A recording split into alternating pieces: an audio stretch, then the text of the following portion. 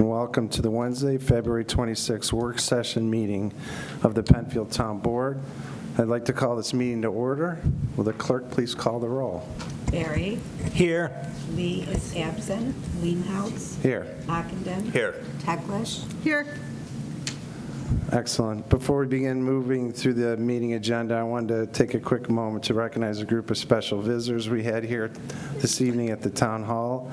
Members of Girl Scout Troop 60599 stopped by for a tour and took over the place. Girl power.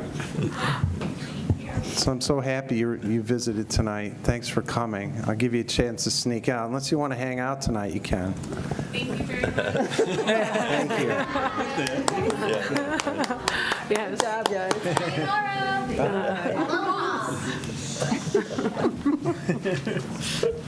Now we know what we're supposed to be doing when we're on camera. Exactly. Drive safe. Gosh, I miss that age. It's funny. All right. Next item on the agenda is approval of the minutes. Board, we have before us the January 22nd, 2025 minutes. Any discussion? I'll make a motion to approve. I'll second. Okay. Vote. Barry. Aye. Leenhouts. Aye. Ockenden. Aye. Teglash. Aye. All aye. Okay. We have one informational item on tonight's agenda that we're going to hold off. Alan Reitz is going to gather some information, and we're going to just postpone that. All right. Our first action item is the Town-County Security Services Contract. Judge Paula?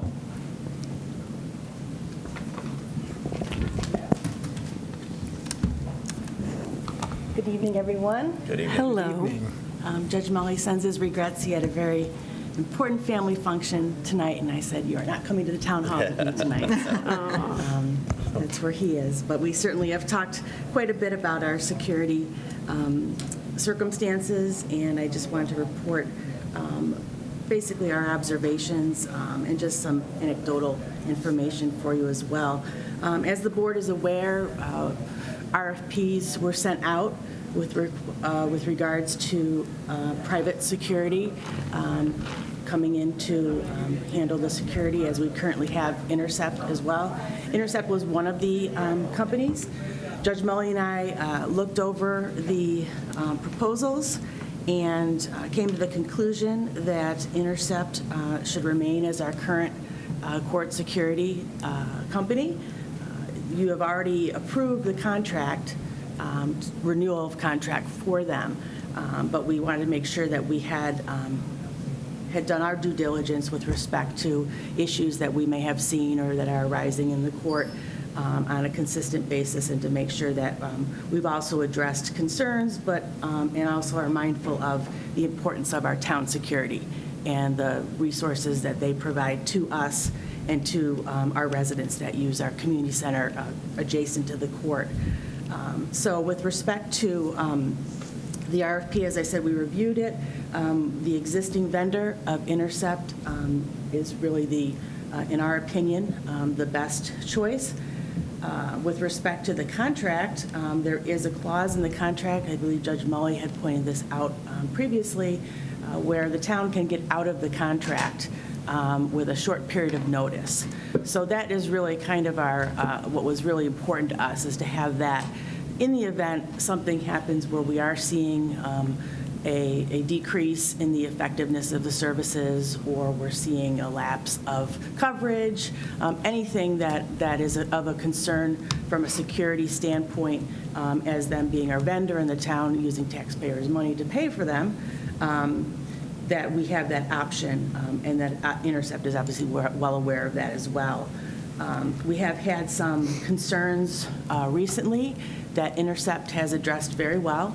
We have a really good line of communication with them between our clerks and Intercept, the judges and Intercept, as far as some specific tasks we wanted to make sure were done, specific observations were made, so that security is tight when we have court in session, and they stepped up in terms of complying with our requests, specifically just in terms of coverage within the building. We had some issues for a while where we would have a lack of coverage, somebody leaving the magnetometers, and we would see on our cameras people walking in without being screened. So that has been dealt with, and we think it's been dealt with sufficiently at this point, but again, we can get out of that contract quickly if we need to. Certainly, we would have some sort of conversation before that, but we don't anticipate that that is going to be an issue. As I mentioned, we're certainly cognizant and value the town security, the additional security they provide, especially from a facility standpoint.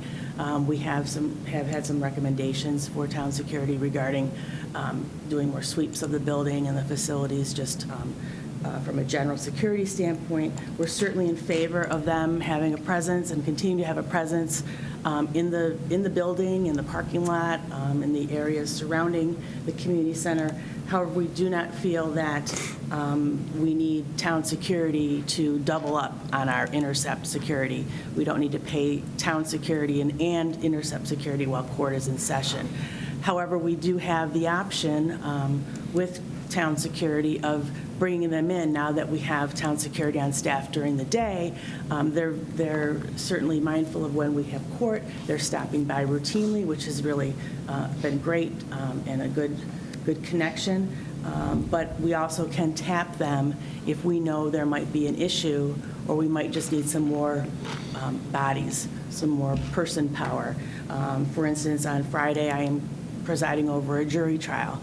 We are going to have intercept there. We're also going to have town security there because there are some security concerns based upon the type of case that it is. So that's really helpful to have that as a flexible option, but we certainly don't feel that the town's resources need to be pulled into the court facility on a consistent basis like that.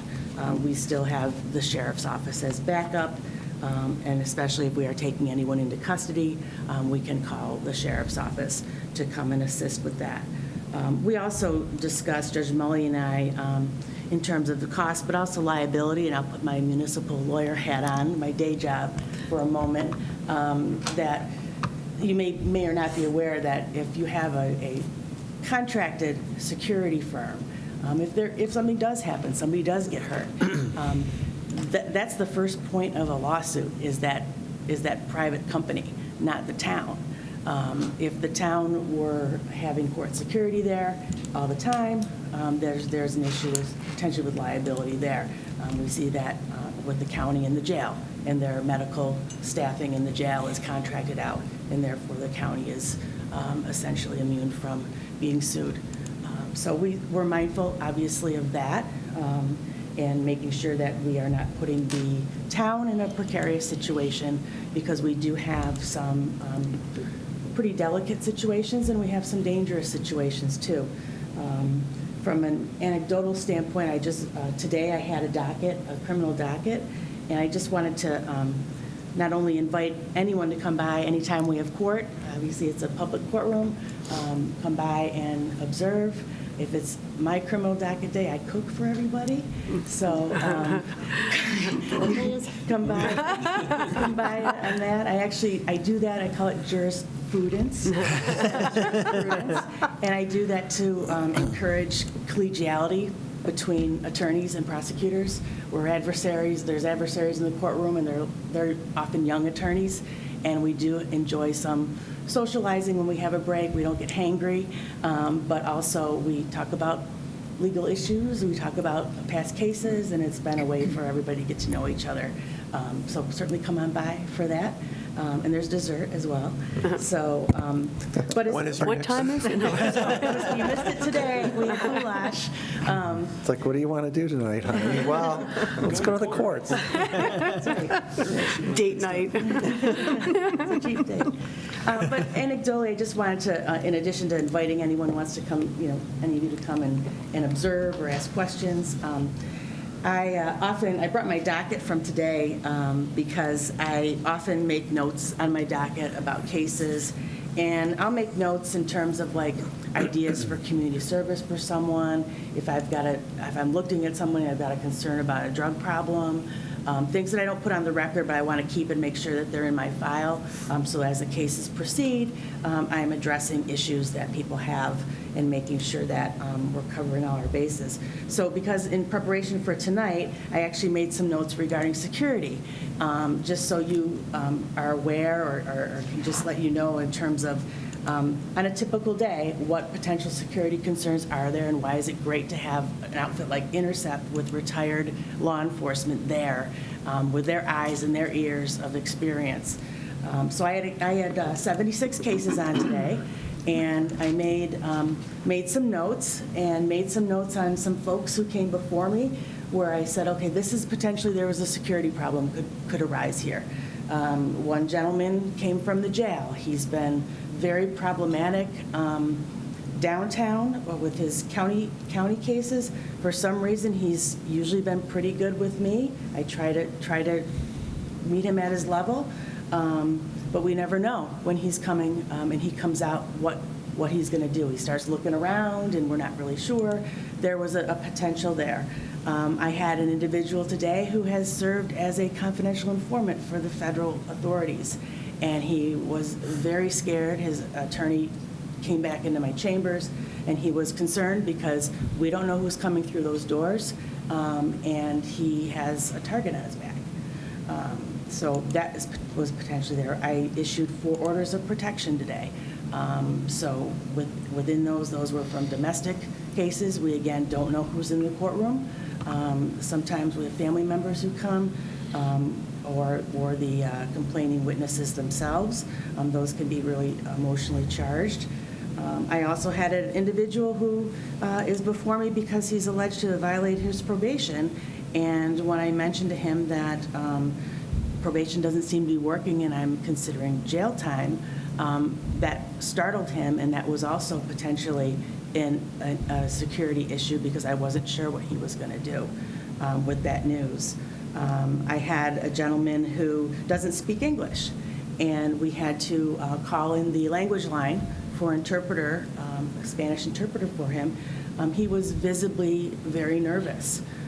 He was nervous to be in a courtroom. He was nervous to be an immigrant in a courtroom. And Sure. That potentially could have also been a security issue, but at the minimum, he was very nervous. I had a woman today who was being interviewed by the public defender's office, went and sat down, and the public defender called her name for me to call the case. She was nowhere to be found. She came back in later, and my observation was she had just either used drugs or was about to enter significant withdrawal. And that was not only a potential medical emergency, there's also potential security, because you do not know how someone's going to behave in that regard. So those are just, anecdotally, just from today's regular vanilla docket of 76 cases, potential for security issues that we're really thankful to have the support of the town in having Intercept be our security, but also having that reinforcement if we need it with respect to certain cases that we can predict, such as the trial. So I'll certainly answer any questions you may have, but I certainly appreciate the town board's deliberations and due diligence with respect to what we consider a very important role that we have in making sure everybody's safe. Yeah, any way we can help, and this can be a work in progress. If something needs to change in the future, we can look at it, so. All right, well, thank you so much. Thank you. Come by anytime. Thank you, Your Honor.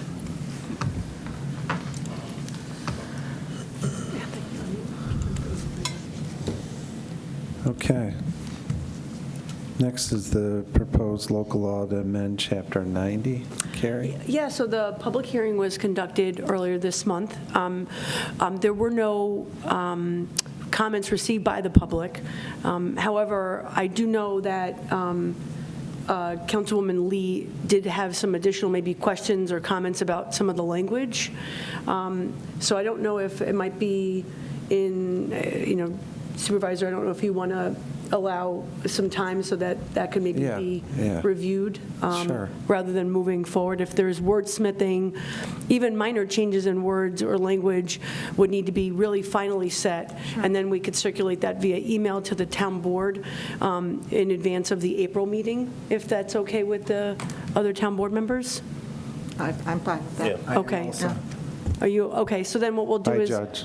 Thanks. So then what we'll do is we'll have Steve review the comments and make maybe, if there's any minor changes to the local law, we can circulate that, as long as they're not substantive. If there's substantive changes, then we have to set another public hearing. But if they're just minor, like sort of clarifications of language or clarifications, and I'm looking to our esteemed attorney to make sure I'm saying that correctly. What you sent me earlier today, I think, would pass muster of being, just minor changes that Right. just Clarify the some of language. definitions, yeah. Okay, all right, so we'll work on that and then send an updated final copy of the proposed local law. And we're not going to call it final on the top of the, that won't be on the document, but that's the way I'm describing it. So we're all good with that then? Need a big stamp. Yes. Final. All right. Okay. I'll give you the next item as well, Carrie. Yeah, so we had the second public hearing. So this is a local law to amend our environmental protection overlay district regulations. And these have been sort of under review for the last several months. The first public hearing was conducted in August. Subsequent changes and updates were made based on public input, town board questions or input. It went back to the EECC, the Energy and Environmental Conservation Committee, on several occasions. Every time we had sort of a change or some modification, the next public hearing was conducted in February. The public comments that were received during that related to the timber harvesting. We've since checked with both the New York State DEC and New York State Ag and Markets, and neither of them had any concerns with or felt like they had jurisdiction over making changes of the changes that the town was making, because we're not adding new regulations related to timber harvesting. We're simply moving it from where it is now in the code to a new section.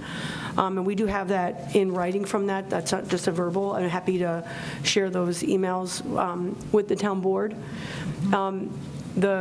The current local law, as you have it now, and you've had it for several days leading up to this meeting, would be sufficient time to move toward adoption if you wanted to move toward adoption at the March meeting.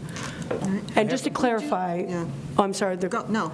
So a couple of things. One is the local law would be amending Chapter 250, 6.1, that's the EPOD regulations. It's adding and clarifying definitions in Section 250-2.2, and then it's relocating timber harvesting regulations from where it lives right now in the EPOD section, and it's moving it to the Chapter 250, Article 7, which is regulations that apply everywhere to all districts. Right. In addition, to support the changes in the EPOD regulations, by a separate resolution, the town board would also be adopting a woodland EPOD tree replacement policy. And so that's not embedded in the code, it's referenced in the code, but the policy is something that stands alone and is separate. But it would be adopted by resolution as well. So we'd have 3 resolutions related to this. We'd have seeker resolution, we'd have the adoption of the local law, and then we'd have a resolution adopting the policy for the tree replacement.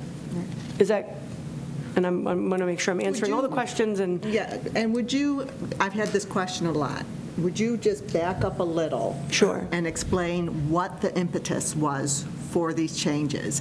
And what I've tried to tell people, if you read through it and look at the changes, there's actually a lot more protection. Yes. And it's better regulated and better worded, but I'd like for you to share that so people watching understand that there were specific reasons why Right, we so- felt a change was necessary. A couple of things is, one of them is the regulations, it wasn't always very clear on the process or the provisions when permitting was needed and how you would proceed through that process, what items are exempt and which ones aren't. So that we wanted to clear the language up, make it easier for people to read and understand.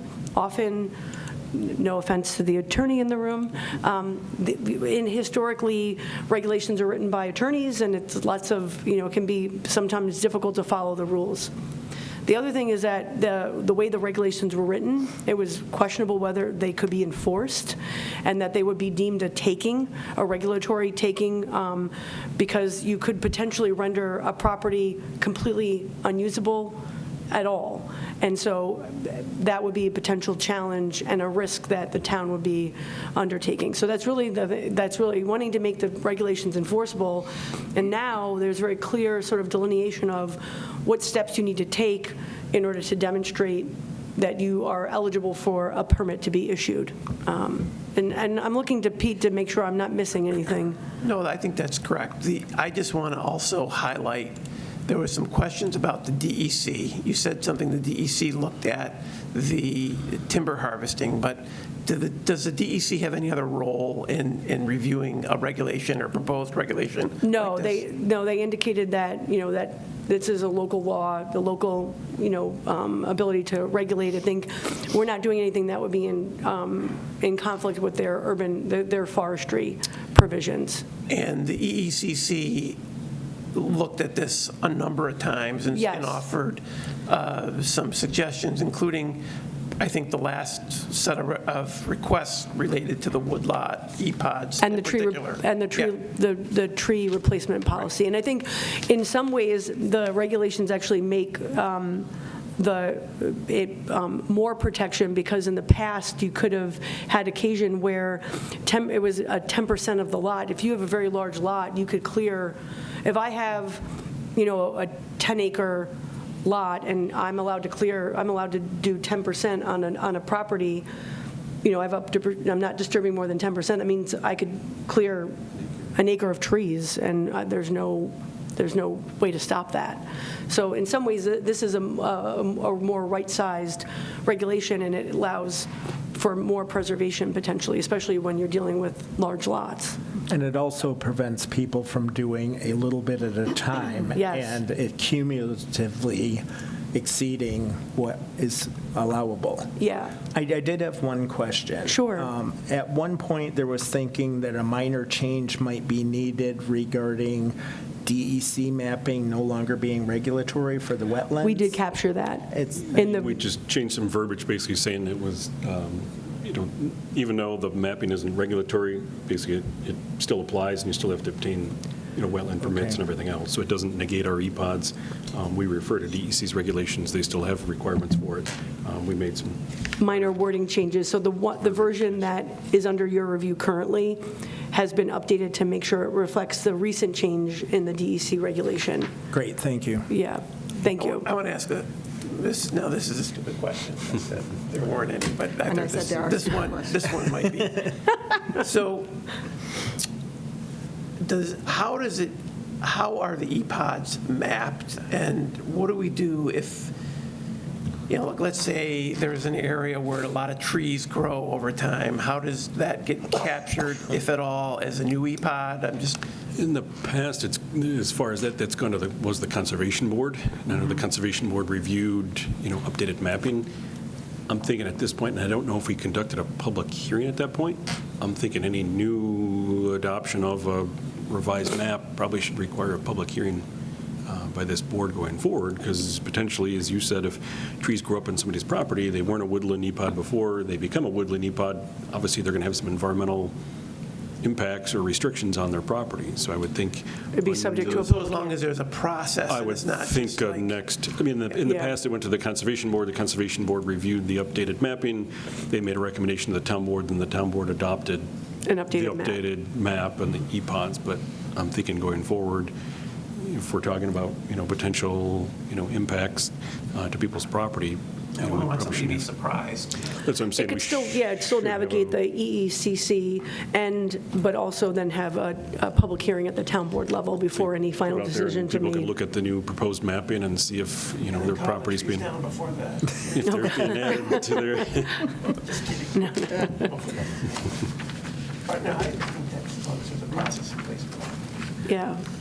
I have to say, there's been, the local law has been under review, and there have been some really good and important changes that have been made through the process. So it's played out in a really great way. I attended an EECC meeting, and I thought that after the comments that we received were very helpful. Yeah. And if everybody's good with it, I spent way too much time on this Okay. since our public hearing meeting, because I wanted to make sure I understood it, and that's why I asked you the question, would you go back and Yep. explain it? So there are some things I just want to call out, and then I do have some questions, so I'm going to try and go through these.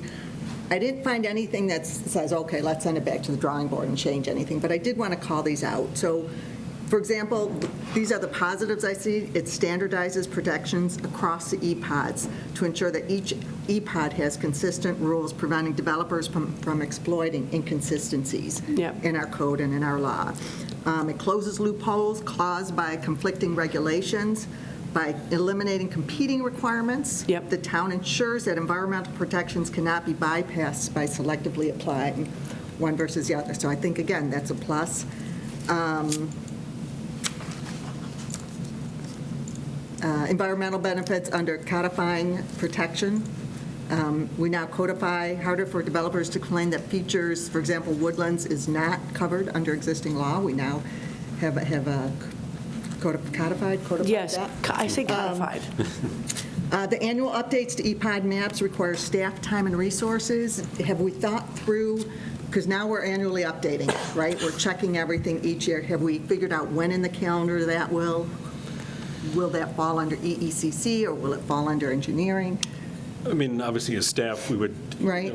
Matt would do most of the stuff Okay. through Through GIS, GIS, generate yeah. first. That would then obviously then go through EECC as, the board to, vet that out initially, and then any updates that need to be adopted would go back through the town board. Yeah, and I think from a procedural standpoint, we'd probably be looking at early fall as a time to do the mapping. That's a time where tree cover, in terms of and also it's going to be dependent on updated LiDAR mapping and updated Okay. aerial photography that's available through GIS, so that Yeah, now we're getting them every 6 months now, which is Okay. great. It used to be every 2, 3. 7 years, depending on the county. Going back, I mean, It wasn't how fast it came through was stipulated, right? updated mapping, especially showing, areas of, woodland, limits, but now we've been getting them every 6 months, so it's Yeah. much more Good, current data. Good. I do want to specifically ask some questions about the woodland EPOD replacement policy. Yep. Because you said that's a separate, It is, yeah. right? So I want to talk about that. The control and review process, I think now that there is specific, here's who's going to review it. It doesn't float in the Netherland of, okay, who has a say on this? Yeah. Let's see here. Maybe it's just on the woodland thing. So, okay, so here, woodland EPOD replacement policy and tree protection. So I'm concerned that the town is going to have to ensure that waiver fees actually result in meaningful reforestation and not just a payment, right? So based on what we're saying, if you take down X number of trees, you're going to either have to pay $200 per tree. Right. Or you're going to have to replant. Right. So have we thought that through as how do we make sure that they're not just saying, oh, $200 a tree, no big deal, I'll just wipe these out, here's your $200, and we haven't really kept that reforestation going?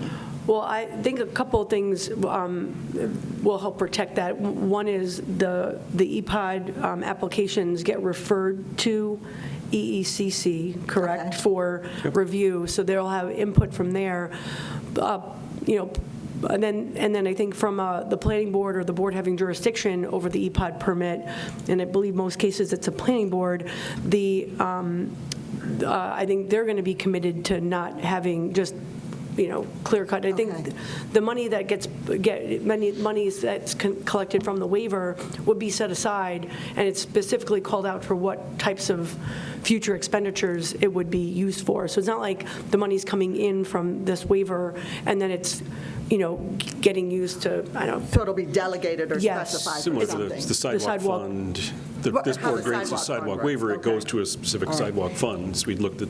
Same working idea with with- finance that it would go to a, And is there anything in there Tree where the planting fund. planting is first required to be done within that EPOD? So you're clearing this section, but we want, I mean, the only challenge would, I mean, why take down if you're going to? well, I mean, the challenge is it could be private property they may not Well, own. right. And obviously, if they can mitigate on their own property, that's best. Yeah. If they can have other spots to replant, I think it'd be first and foremost with EECC and the planning board.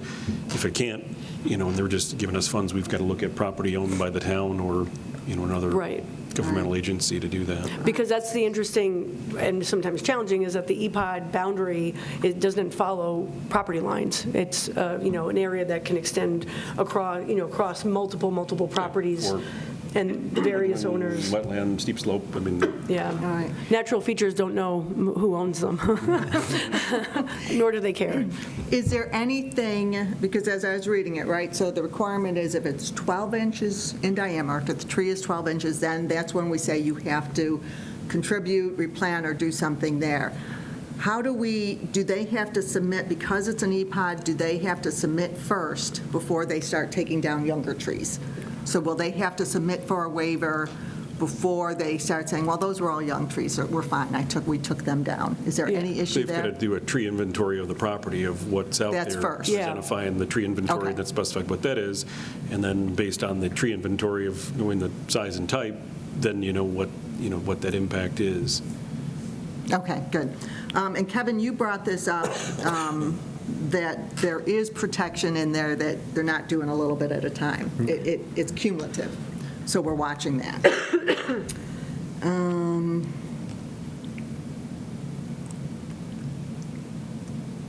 I think that might be it.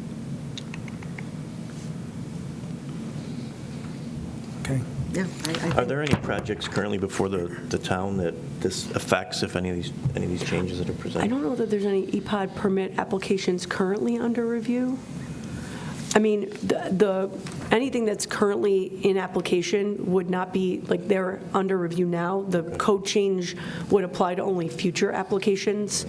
Once it's effective. Once it's the law is taken, approved. because you have to remember that the town board adopts the local law, then that gets sent to the Department of State, and it's not until the Secretary of State signs off, which can take, 10 days, 15 days, 30 days, depends on how busy they are, before it actually takes effect. Interestingly, the latest case or whatever that they reviewed was done under the old system. Yeah. And they recognized that if it was done under the new system, that it actually would have been more restrictive. The new law? Yeah. Yeah, so I think if it's a, Do you know what project that was? Silver Maple. Yeah, Silver Maple Dental. Oh, the 10% type Yeah. of. I just wanted to take a minute to recognize. Okay, because I'm going to call out some things and you can Okay. recognize, okay? Okay. Because I want to share these. Wetland EPOD, what's new? Stronger restrictions on filling, draining, and altering wetlands, and an enhanced buffer requirements to protect wetland edges, which means an environmental benefit prevents habitat destruction and water contamination, and it strengthens stormwater retention. That's what I read. I'm hoping that's yes.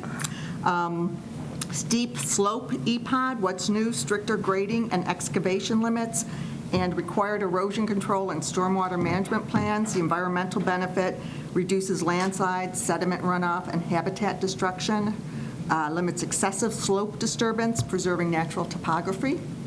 Floodplain EPOD, what's new? Stronger limitations on new construction in flood-prone areas, increased flood mitigation requirements for new developments. Environmental benefit prevents increased flooding due to overdevelopment and protects water quality by reducing sedimentation. Stream EPOD, what's new? Expanded buffer zones to prevent stream bank erosion. New regulations on discharges and pollutant runoff. Environmental benefit protects freshwater ecosystems from pollution and strengthens habitat conservation for aquatic species. So I'm sharing these because I was getting a lot of feedback from residents that are concerned, like, we're reducing this, that this was a reduction in how we protect. And these were the things I went through and said, no, these are all good things. So I wanted to make sure we called them out rather than having people Yep. try and understand it all. So thank you for giving me that time. Yeah. And that kind of ties in with the last EECC meeting where I came in and I brought up the concern that numerous residents had talked about the appearance that the woodland EPOD protections were being weakened. Right. And for the most part, it was a result of the information related to the replacement policy being taken out. So there was a lot of verbiage taken out of it. Yes.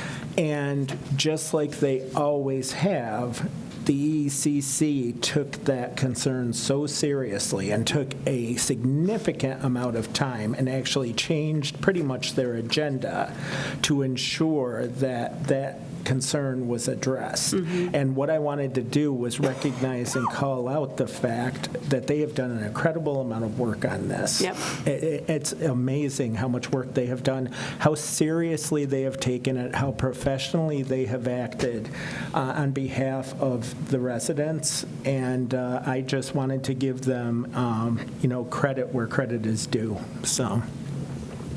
Yes. Oh, that's great.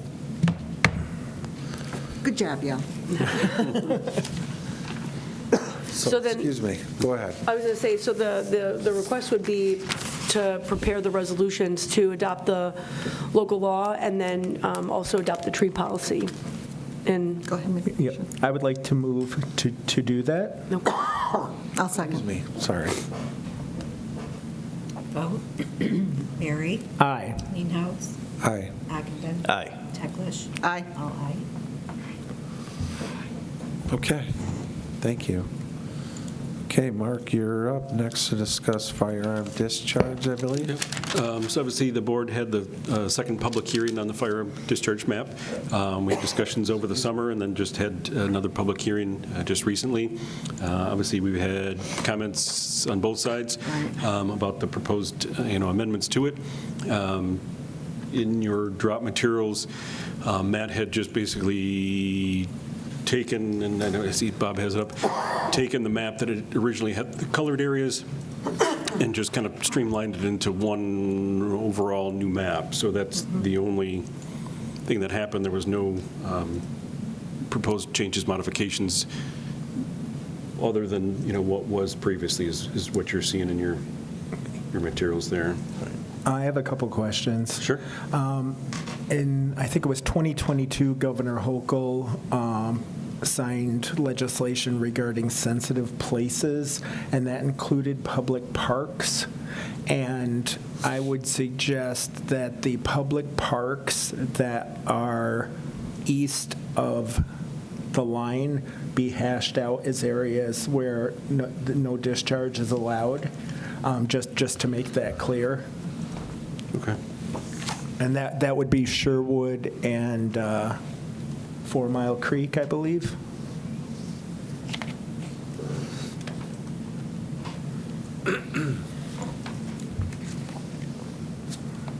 Okay.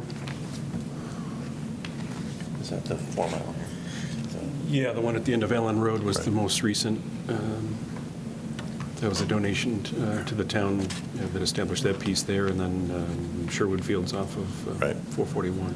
Now, there were a number of developments that we wanted to ensure were included because no shootings allowed there already. I just want to name them off and make sure that they're included. Yep. Ashby, Yep, Helmsford, yep, Rocco Pines, yep, Abington Place, yes, and Cranberry Cove. yes. And Okay, then- beautiful. And then I think Rocco Pines, I don't know if you said Rocco, you said Rocco Pines, yes. Yep. And one thing I wanted to point out is that adopting this as just suggested just clarifies what the reality already is, that there's no discharge allowed in these areas already, but then the map is not in any way misleading if somebody relies on that. And the other thing, at one point, Matt had included the language about the 500 and 1,000 And feet. we've got a graphic Did we share that you'd like that we were looking to, have that? and I I- think that's on the website already showing that Yep. proposed. And I would like somehow for that to be tied in with this so Sure. that they never get separated. Yep. But there was some concern about how to word it. Basically refer to current, Pete, you can probably say it better than I can. Well, I don't know, I said it once, I don't know if I could say it again. So something along the lines of tying it to like a reference point to whatever the DEC regulations are. Yep. And then we could say, currently, as of this date, they are such and such. But I don't want it to be something that is static, that if the regulations change, that I don't want somebody to rely on the map, you know what I mean? So. Right. Yeah. Ultimately, it comes back to the DEC regulations. This Right. just And then say. is a as of graphic this date, this is what they representation are. of that, but One question I have, just since Kevin gave me the floor, is, so this map, the discharge prohibited zones includes the 2 gun clubs. Is it? they are grandfathered in, so they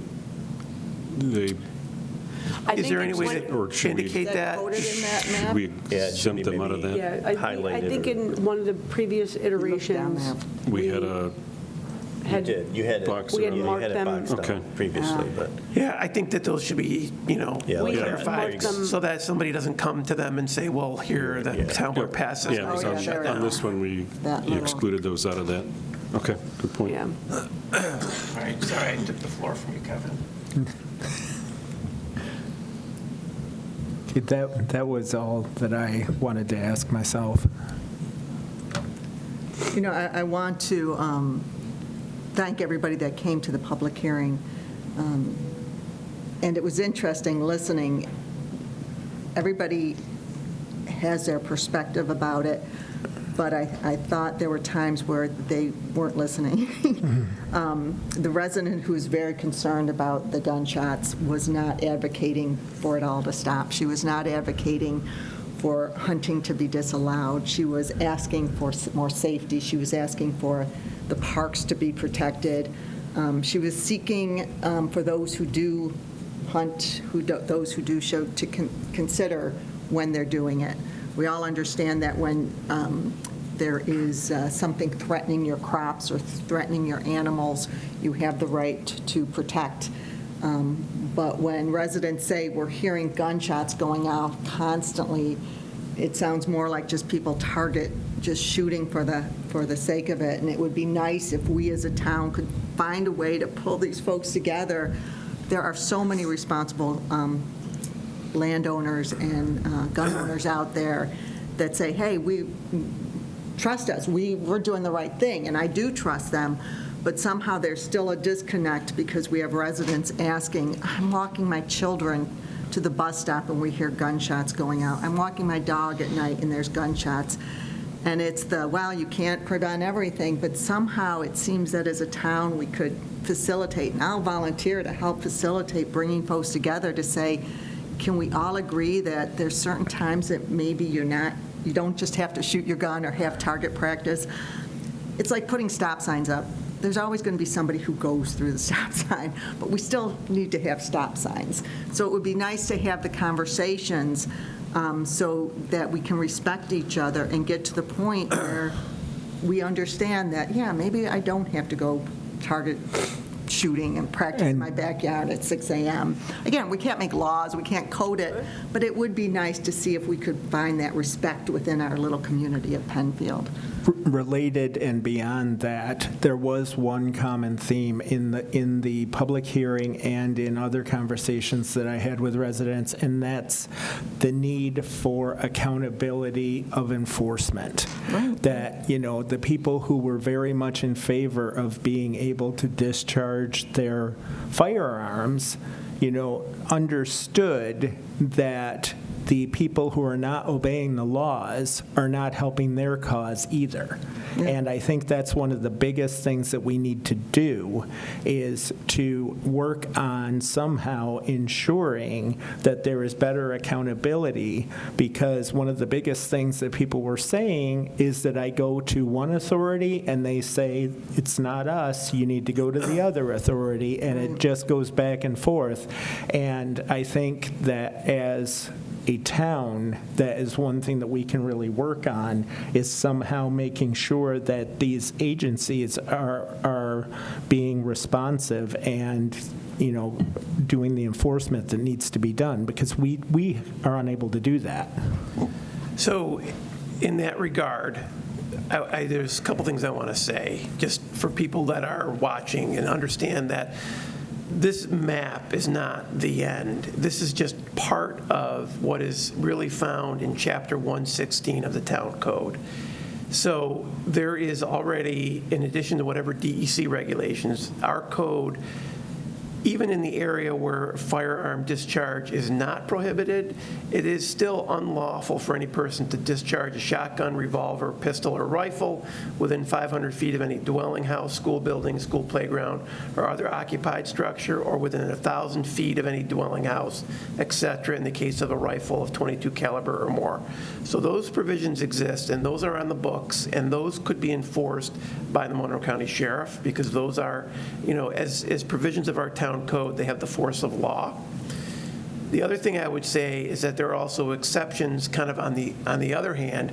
So even if a farmer is in the firearm discharge prohibited area, there's exceptions under the same chapter of our code that does allow for Nuisance. let's see, If the parcel size is big enough.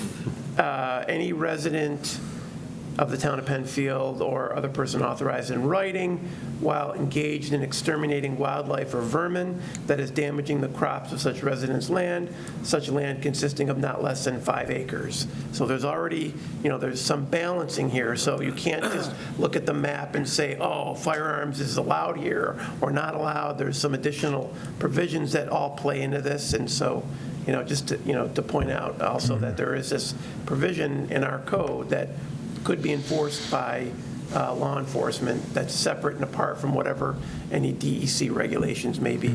Yeah, in and that we can area. certainly share the link to the code the next time the supervisor meets Sure. with the Zone A representatives, so that they're aware of the local law Yes, that we have. let's make sure we do that. Yeah. And So see Jeff, what I'll send you the options we link have. so you can Yeah. share it with the captain Okay. and deputy. Yeah, I feel like I got the sense that, you know, some residents were frustrated, that maybe they've tried to call, they've tried Right. to get the attention of law enforcement, and it kind of seems to fall on deaf ears. But I would encourage that those phone calls still happen, still make them. I think, you know, it's going to take some getting the attention drawn to it. Well, and let's make sure ignoring they're it, you know, being tracked, assuming right? that it's no one's going to show or no one's going to help, won't help. I think we still need to make those phone calls and make law enforcement aware of the situation. I think that's people a great point. I apologize, I'm jumping in when I shouldn't be jumping in. Please, go ahead. No, I'm sorry. One of the things I think sometimes, in those instances, people have to call if there's a concern that something's happening that might be illegal or outside of, and it's a matter that Monroe County or a police agency has to enforce, you have to call 911. And then people are like, oh, no, but I don't want to call 911. So like for a noise complaint, 911. So things like that. So 911 is the one you have to call, and then some people get nervous about calling 911. That's And is that who they should be calling? yes. Yeah, absolutely. Yeah, so I mean, Okay. I think That's good to know. I would not have known that. Yeah, I Yeah, think so that- if there's an issue or a concern that there's somebody's firing a gun and it could be illegal, you call 911 to report that. Now, is there any way then, is that recorded, and can the town request on a monthly basis or a quarterly basis? Can you share with us? I think the town would need to probably fill out a FOIL Yeah. to get the information. I'm sure they could. Because it would be Yeah. good to know, so that we can Yeah. go back to Yeah, I mean, I Monroe can find County. out through the sheriff's department, the calls they've had. You might not need to general. foil it, Yeah. because they could probably give you reports that are maybe Sure. not necessarily, they're more anonymized. where it's Oh, just- yeah, yeah, Right, just yeah, like and that's aggregate fine. data, yeah. And I think sometimes, you know, it's just assumed that they'll defer that to the environmental conservation law enforcement branch of the state police. But I think calling them direct too can't hurt.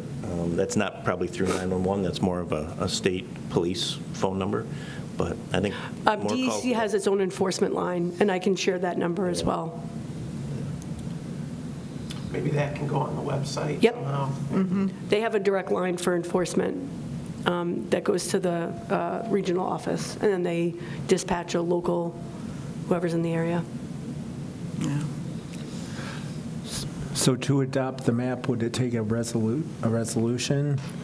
Okay. Because that's a council's question. Resolution to Prepare a update the... resolution We can to prepare a adopt it at the next resolution with those. With those The modifications. edits, yeah, the edits to prohibit discharge in parks and to allow it.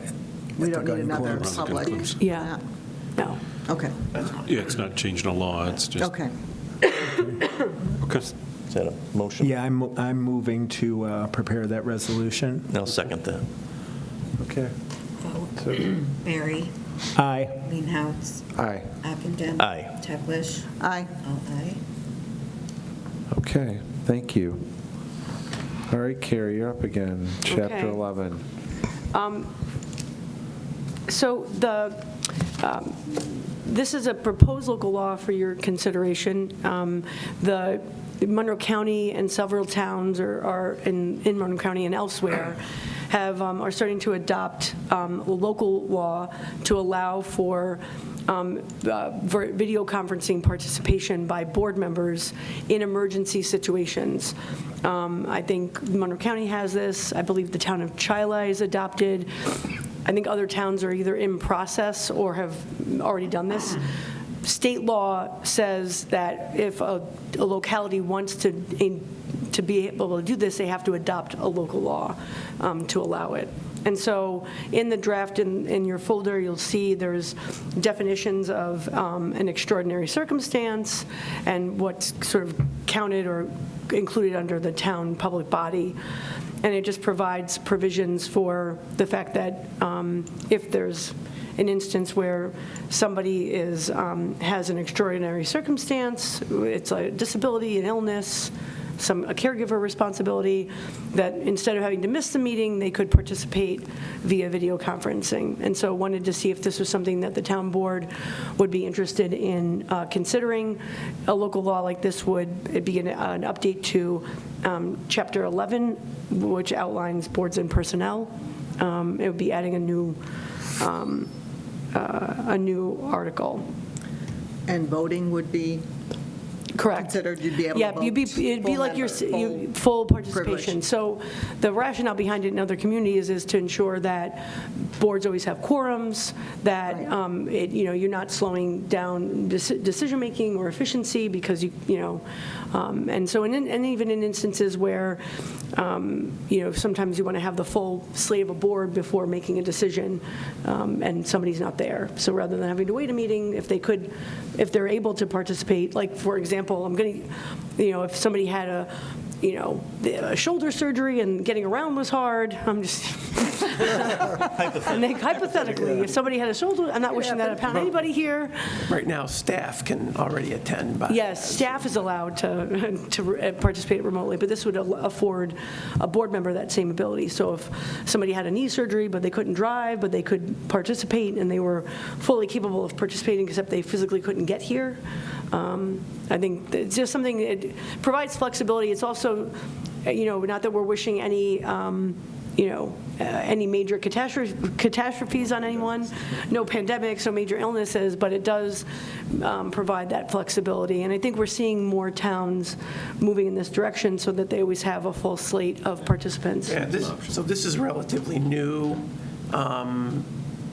in the open meetings law. It's very similar to what was done during COVID.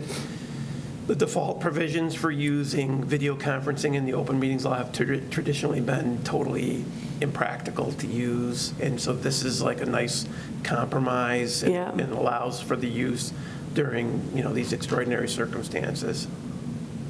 Yeah. So I still have to look at this closer, but Yeah. So this is just in an early draft? This is an form. early draft to see if this is something you'd be interested in considering. We could we'd have to set a public hearing for it, so I don't know if there's a sense of urgency. I don't know if you would want to wait until. If this prepares us for the next COVID, so to speak, but Potentially, and, makes sense. And you'll explore, or do we already have in place the video conferencing capability?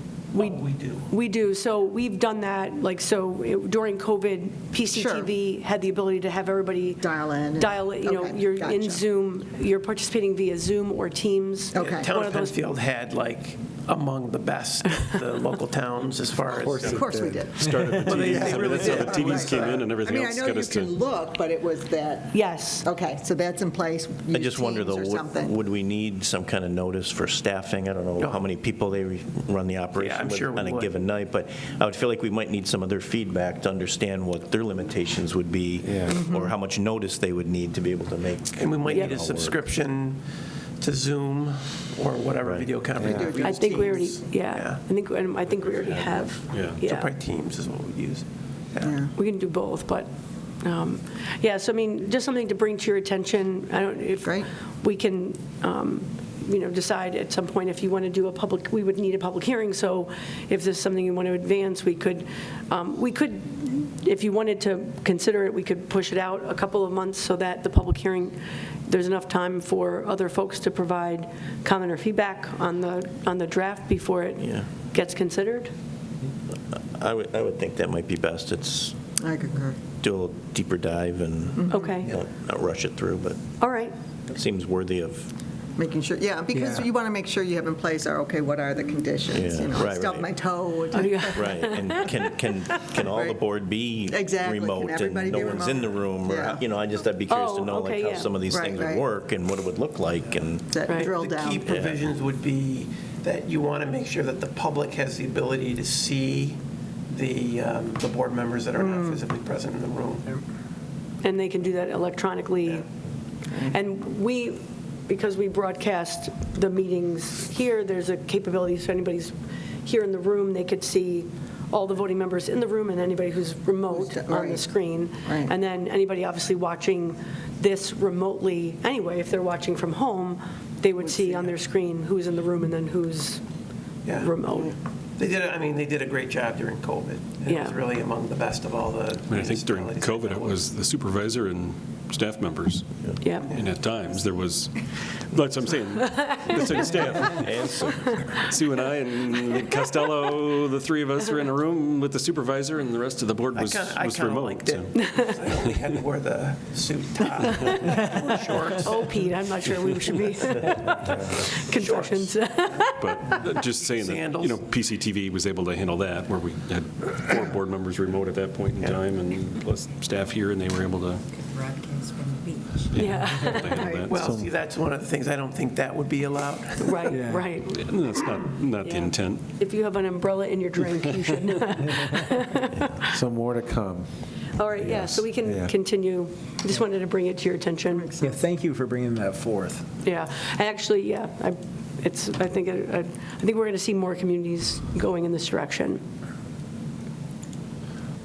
Okay, and I know we have one new item. We do have I did email the town board earlier this afternoon, a new business item. Would the board be amenable, Supervisor, to taking up the new business item? Sure. Happy to introduce that. So as you know, we issued an RFP for the design services for the LaSalle's Landing Comfort Station.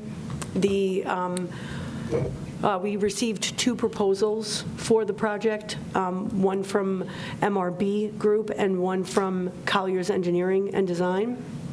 A multi-department staff committee reviewed the proposals. We conducted interviews with both project teams, and after reviewing that information, we would recommend awarding the contract to MRB Group. MRB, their proposal, and I should point out, I mentioned this in the email and in the description, for the purposes of this project, we had to come up with a budget and submit that to the state for the grant funding. We estimated the cost of design services for a project of this nature to be $45,000. Based on that number, the state provided 75% match, and we have to match 25%. And so that's the breakdown of the $45,000. Both proposals received exceeded that $45,000 design fee that we estimated. MRB came in lower than Collier's, and that's one of the primary reasons we're moving forward in that direction. Both are very qualified, but we feel very comfortable and confident with MRB Group and their price proposal. Even though it was over what we had estimated, it's the lower of the two. And so that's why we're making that recommendation. And so Mark is going to be reviewing the delta of what the local match requirement would be coming from us. I did send an email to my contact at the State Department of State for this grant funding to ensure that there isn't additional money that the state would throw in, but I don't think that's going to be the case. And so we would be the one having to make up the difference between the $67,000 and change to the 45. So it's about a $22,000 difference. So the question would be, would you authorize us to award the contract? So, yeah, I guess it's a two-part question. One, are you good going ahead with MRB? Again, two great groups. Had good interviews with both. We were comfortable with both groups. Okay. No detractor on What was their difference Collier's. between the two? So How the much- difference, so in the proposal for, bear with me, I will bring it up. The MRB Group came in at $67,000 and change. I'm sorry, I'll get the That's okay, exact so number. 67. Yep, and Something. Collier's Engineering Design for the same level of same services came in at 79. I think there was a $12,000 difference between So the two. 12K difference. Between and the two. Everything else is, they Same- met the requirements, what we asked for, they're both Yes. higher than we wanted. Yep, Yeah. correct. I say we had a lot of groups look at it, and a lot We of had, groups. I can share with you that the RFP was sent out via contract reporter, which is the requirement for, it was also sent to MWBE lists that we generated to, sort of cast a very wide net. And we had lots of inquiries, and we had several folks submit questions about the project, and we had several communicate directly to say that they would not be submitting a proposal because the fee was too low. was too low. And so they didn't, I don't know why they didn't. I mean, obviously MRB and Collier submitted even though they had to exceed the estimated amount that we had identified in our grant. But I think that was a factor for why we only received two proposals. I mean, some is Department of State, and there's additional Hoops you need to hop hoops you need to through. jump through, but both of these And reporting. firms have done Gotcha. reporting before, and they seem comfortable with it. I think there was other Okay. groups that, didn't want to take on that, additional challenge dealing with. Yeah, that's a very Statewide. valid point. Okay, and so we were looking at 45, we're coming in at 67, so Yep. what, 32, 22,000. 22,000 Yep. gap. Yeah. And I'm just looking at the,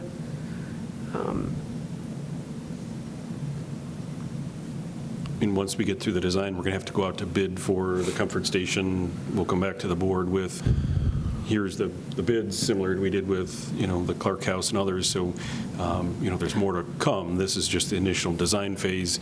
We'll have to come back, and we did get funding for that. The construction. For the construction part of it, but this is kind of. This is the design. This is the design. design. So if we go with MRB, they'll go ahead and do the design, and then we'll send that out. That For goes out to bid Construction to, yep. Yes, and their services will carry us through the bidding process.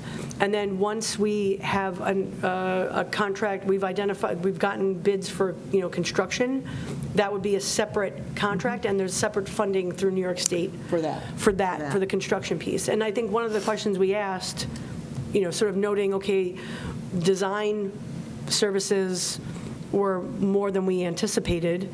What about construction? And I think both teams seem to believe that the estimated construction costs for the project were reasonable. And I don't think we're going to see this, we hope not to see the same like increase? In other words, did we estimate the construction costs accurately? And I think we feel confident in that. Okay, how did we estimate the design estimate? How did we estimate the design? So we Cost. used, I think we went off of what we've done for past comfort stations, and Okay, I think okay, just... no, that's fair, I'm just And I curious. think... actually we I think bumped it. we did, but I think the added cost of state funding Regulations and going through the submittal through, OGS and other stuff, I think, maybe that was the undue cost, if they know that there's additional time frame and billing. Permitting. And Okay. permitting and stuff that goes through some of that. And if I understand what you're saying correctly, so we have this total cost in Yep. mind, right? We said, okay, this is what we think it's going to take to design it. We sent it out to bid a little high. Yeah. So it came back,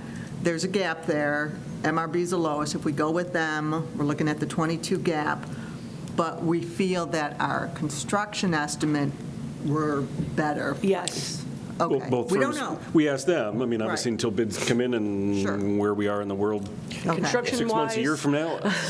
If you knew that or we knew that, Even the cost of this bathroom out here was like, it kept going up and up and up. And we increased our cost based on our best Sure. knowledge, and, so again, as Okay. It as is Carrie pretty said, much similar to this design, right? Or that's what we're thinking. And they're going to come in with, at least two concepts of, we're thinking something similar to this with an extended pavilion over the back. So Right. there's a covered area, so you can sit, under a shaded area.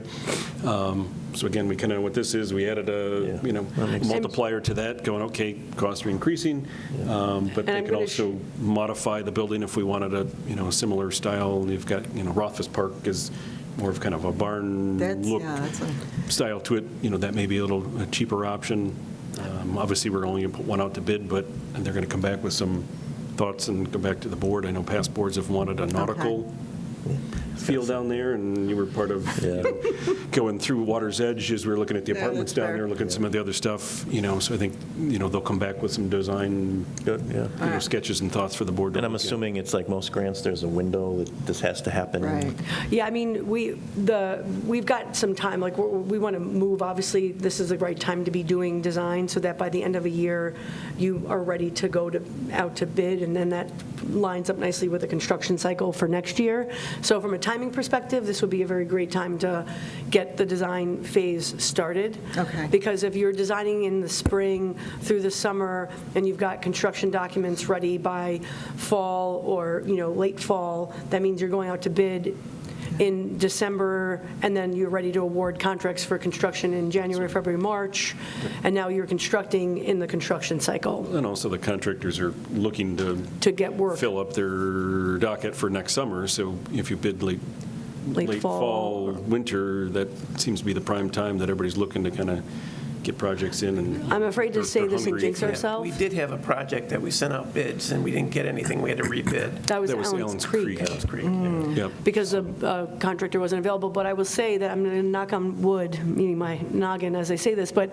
so far, following that pattern of when we've gone out to bid for projects and during the winter, late fall, we've been coming in Yeah. under bid estimates every time And Allen's, so far. Allen's, I think Allen's Creek, we bid that in May, and that was just due to the timing of when we kind of knew we Oh, were that we were contract, late in yeah. the season. Right. But we bid it in May because that's when we got our permit from the DEC. So I think we got our permit in April, we went out to bid in May. I think a lot of the contractors just said, we're full up for the Lining summer. up- Yeah, lining up their We schedules. bid it again in November. We got 3 bidders. We got a great contractor, and, had a very successful Really good project, so. one, yeah. That's winning awards all over the place. Yeah. I know. We That was just- a good one. We just won a state award for it. So we won the local award that was Right. passed on And you got to the we got state. the state? And we just found out today, the supervisor got That's a outstanding. letter that we just won the state award for that project as well. Great. That is a good project, Yep. so yeah, very good. So, yeah, Good job. good project, good contract. Would there be any project management built into this, or it wouldn't be part of this? It's not in scope? this, but we would. The next phase would have a construction management yeah, we'd go component back as before well. the board to Gotcha. handle that part of it. So You need a, So I guess a two-parters, are you good with MRB, and then are you good then allocating the additional funding out of the general fund to fill that gap? again, I think, in big picture, we are receiving over $600,000 in state Right, funds. Right, we can't negate that. Yeah. I And so agree. it is increasing our local match requirement, and originally, I think we were having to match around $11,000 for the design, and now that's bumping it up a little bit, so we're more of a 50-50 between Okay. us and the state from the design perspective, but overall, we're still getting, $600,000 towards the. Right, no, Yeah. it's Yeah. smart. You can't, It sounds like you've done your due diligence Yeah. with finding, the professional service. It Yeah. is what it is, so Yeah. chasing your tail if you go backwards, probably Right. not. right.